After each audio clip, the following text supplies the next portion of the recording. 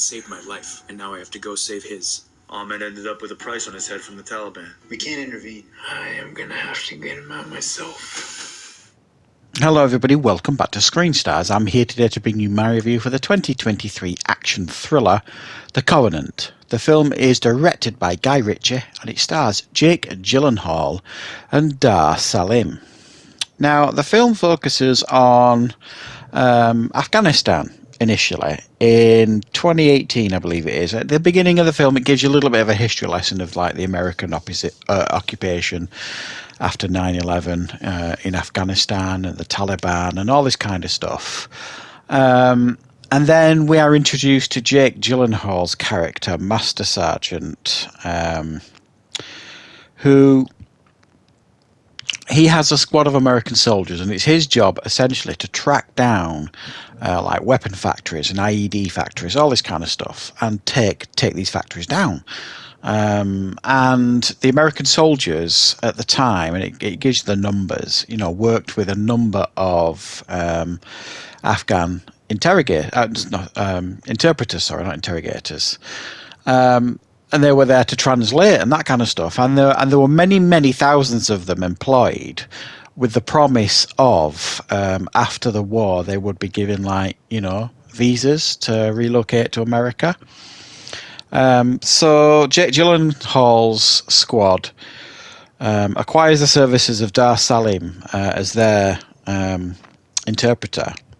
And he's quite a strong-willed person, is quite assertive, and he, you know, occasionally steps beyond his mark. But he actually turns out to be a real asset to this group. However, on this one particular day where they're tracking down a weapons factory, it goes terribly wrong. Many people die, and Jake Gyllenhaal pretty much gets seriously injured. And Dar Salim's character, Ahmed, carries him pretty much like 100k, something like that. Like drags him and then carries him on stretchers and things like that to kind of get him to safety, such is his dedication to him. And then this then leaves Jake Gyllenhaal with a real crisis in the sense of he's home safe once he recovers, but Ahmed has been driven underground in Afghanistan because he's become something of a cult figure, and the Taliban can't have that, so he becomes like pretty much top of their wanted list. And Jake Gyllenhaal is desperate to get him out and get him, Ahmed and his family, into the States and safe from harm in Afghanistan. Right, what are my thoughts on The Covenant? Well, this essentially is a film of 3 parts. And I knew very little about this film going into it. I'd not even watched a trailer. Didn't really even know what it was about. But essentially this is like a 3-part film. It feels like you're watching 3 films almost. The first part of the film is like Jake Gyllenhaal. We're introduced to Jake Gyllenhaal, his squad of soldiers, and Ahmed, who joins the group, and them following up leads and trying to track down IED factories and all this kind of stuff, and other bits and pieces. So it's really like an intro to him and his soldiers and Ahmed sort of thing. And then the second half of the film becomes like a real different story, when the squad is attacked and there's only really Jake Gyllenhaal and Ahmed left, and he's seriously injured, and he's being like dragged 100k to safety by Ahmed. It becomes, you know, a story about the determination of this man getting his comrade to safety, sort of thing, and you know the testament to the will, you know, in those situations, what you will put yourself through to get to safety, get the person that you're protecting to safety, and human determination. It becomes a real different take on the film, and really gripping stuff. And then the third part of the film becomes something different as well, because you've got, like I say, you've got Jake Gyllenhaal at this point back in the States, out of the military now, but completely and utterly frustrated by the fact that the US will not follow through on their promises on getting Ahmed into the States. And he knows that after what Ahmed did for him, he owes him a debt. And that's essentially where the title comes from, Covenant, because it's like a pact sort of thing. That's kind of what it means. And he cannot get on with his life until he knows Ahmed is in the States and safe. So the third part of the film is that frustration, and then him realizing the only way to get Ahmed back out is to go in himself and get him out with the help of like mercenaries and stuff.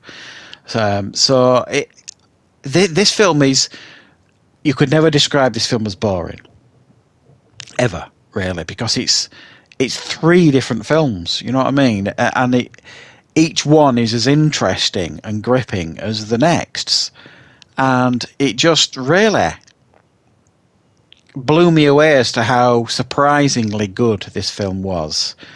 It was a great watch when it comes to like the human drama side of it. It was a great watch when it comes to the telling of how, these interpreters, these Afghan interpreters, were kind of misused by the US in a lot of ways, because many of them, it tells you at the end of the film, have been murdered by the Taliban since they took back control of the country. Many thousands of them are in hiding, and of only a small amount actually got their visa and got into the States. So they were done a dirty, really, by the US to the large degree. Maybe even the UK as well, I don't know, but it only really focuses on the US here. So it feels grounded in the truths of its telling, but it tells this fictional story of this guy who knows he owes his life to Ahmed, and he has to do something about it. Because he was completely at his mercy when he was gravely injured, sort of thing.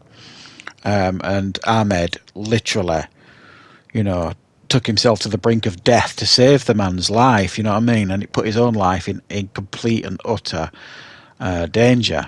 So I have to say this was a real surprise. I thoroughly enjoyed it. I can't give you an awful lot of weaknesses here. It's a gripping watch.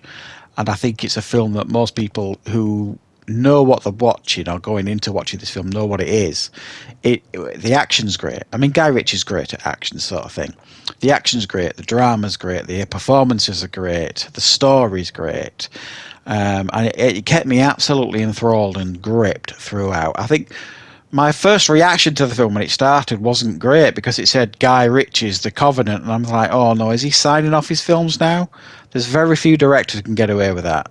John Carpenter's the only one who, I think could get away with that in his pomp. But is Guy Ritchie doing that now? Is he signing off his movies? Guy Ritchie's The Covenant? Are we going to get Guy Ritchie's on, the whatever film he's making now? I hope not, because I always find it to be quite pretentious when a director, does that. However, don't let that take away from the quality of this film, because it really is top-notch stuff. And I just think Jake Gyllenhaal, it knocks these kind of performances out of the park. He's such a great actor. I think he's underrated. I really do. I think he's tremendous.